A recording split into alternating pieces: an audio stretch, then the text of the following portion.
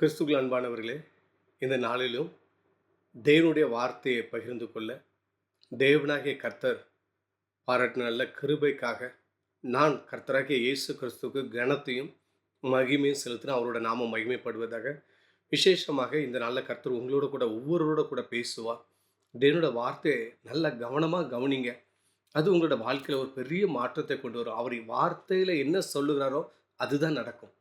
அது மாற நடக்காது. வானமும் பூமியும் ஒழிந்து போனாலும் வார்த்தை ஒழிந்து போகாது. இந்த நாளில் தேவன் அருமையாக உங்கள் சூழ்நிலை பார்த்து உங்களோட கூட பேசுகிறார். வேதத்தில் சொல்லப்படுகிறது 2 சாமுவேல்.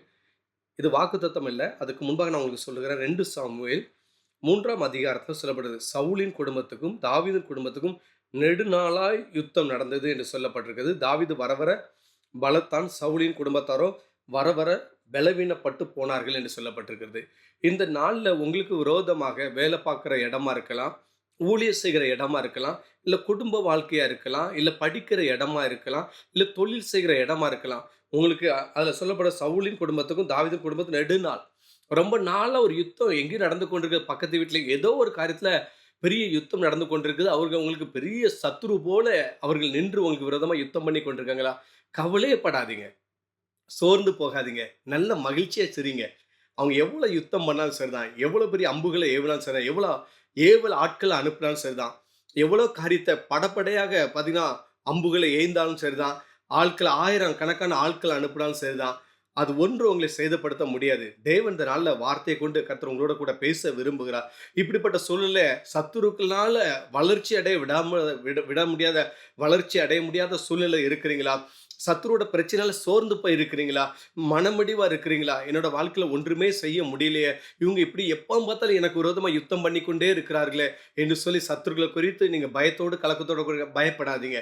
இதே சத்துரு என்ன செய்ய போறார்? இந்த சத்துரு மூலமாகவே நீங்கள் இந்த நாள் ஆசீர்வதிக்கப்பட போறீங்க. இந்த நாள் தேவனுடைய வார்த்தை வருகிறது உங்களுக்கு நேராக.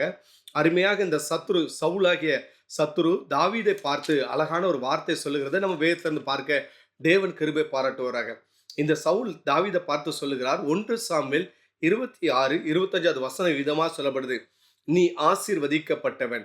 உங்களுக்கு நெடுநாளா யுத்தம் நடந்து கொண்டிருந்தாலும், பெரிய சத்ரு போல உங்களுக்கு தடையாக இருந்தாலும், உங்களை கொலை செய்கிறதுக்கு எத்தனை பண்ணாலும் சரிதான், தேவன் அவங்க வாயிலிருந்து உங்களை ஆசீர்வதிக்கும்படியான ஒரு வாய்ப்பை கர்த்தர் நாளில் ஏற்படுத்தி கொடுக்கிறார். அருமையான அந்த வார்த்தை சொல்லுகிறது பாருங்க. நீ ஆசீர்வதிக்கப்பட்டவன், நீ பெரிய காரியங்களை செய்வாய், மென்மேலும் பலப்படுவாய். எவ்வளோ அருமையான 3 வார்த்தையை இந்த சத்துருக்கள் மூலமாகவே உங்களுக்கு ஒரு பெரிய ஆசீர்வாதம் கடந்து வருகிறது. இவ்வளோ நாள் சத்துரு பிரச்சனையால சோர்ந்து போயிருந்தீங்களா? இல்லை, கர்த்தர் உங்களை ஆசீர்வதிக்க போறார். அவங்க முன்னால் உங்களை மேன்மைப்படுத்த போறார், கனப்படுத்த போறார். அவங்க முன்னால் நீங்கள் ஒரு ஆசீர்வதிக்கப்பட்டவனாக, ஒரு பெரிய காரியங்களை செய்கிறவர்களாக, மென்மேலும் பலப்படும்படியான காரியங்களை கர்த்தர் நிச்சயமாக உங்களை கொண்டு செய்ய போறார். ரொம்ப முக்கியமானதுன்னா, நீ ஆசீர்வதிக்கப்பட்டவன். உங்க சூழ்நிலை எப்படி இருந்தால் பரவாயில்லைங்க, தேவன் உங்களை பார்த்து சொன்னார், நீ ஆசீர்வதிக்கப்பட்டவன். சந்தோஷமா இருக்கிறீங்களா? உங்களை பார்த்து சொன்னாங்கன்னா எப்படி இருக்கும்? நீங்கள் இன்றைக்கி ஒன்றும் இல்லாமல் இருக்கலாம். ஐயோ, எனக்கு ஒன்றுமே இல்லை. நீங்கள் கர்த்தருடைய நாம மகிமையை சொல்லுறேன். உங்கள் சத்துரு உங்களுக்கு விரோதமாக செய்வன பண்ணலாம், பில்லி சூனியம் பண்ணலாம், ஏவல் ஆட்களை அனுப்பலாம், எதையாவது சொல்லி உங்களை ஆசீர்வாதத்தை தடுக்கலாம், எப்படியாவது உங்களை வீழ்த்தலாம் நினைக்கலாம். ஆனால் கர்த்தர் அப்படி இல்லை, உங்களை ஒரு ஆசீர்வதிக்கப்பட்டவனாக நிறுத்த போகிறார். அடுத்த வார்த்தை சொல்லப்படுறது, நீ பெரிய காரியங்களை செய்வார். ஆண்டோட நாம மகிமைக்காக சொல்லுகிறேன். நீங்கள் ஒரு பெரிய காரியத்தை செய்ய போறீங்க. பெரிய காரியங்கிறது என்ன தெரியுமா? பெரியவருக்கு வேலை பார்க்கறது தாங்க பெரிய காரியம். இந்த தாவீது முன்னாடியே தீர்க்க தரிசனமா சத்துரு சொல்லிட்டான், நீ பெரிய காரியங்களை செய்வார். தாவீது செஞ்ச ஒரு பெரிய காரியம் என்ன தெரியுமா?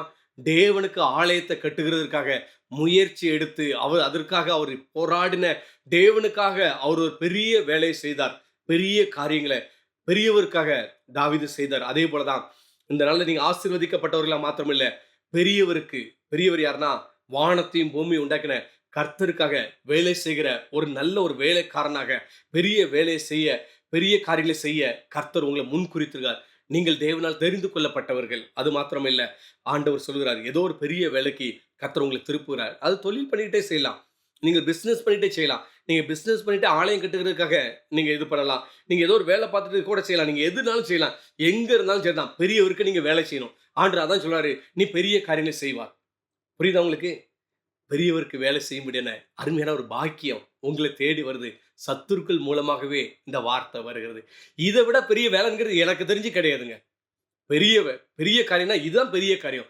கர்த்தருக்கு வேலை செய்கிறதும், கர்த்தரோட சித்தத்தை நிறைவேற்றுறதும், அவர் சொல்லுகிறத செய்கிறது தாங்க பெரிய வேலை. இந்த வேலைக்காக நீங்க முன்குறிக்கப்பட்டிருக்கீங்க. இது உங்க மூலமா நடக்கப் போகிறது. அடுத்தது சொல்லப்பட்டிருக்குது, "நீ மென்மேலும் பலப்படுவாய். மென்மேலும் பலப்படுவாய்." உங்கள ஆண்டவர் பலப்படுத்தப் போகிறார்.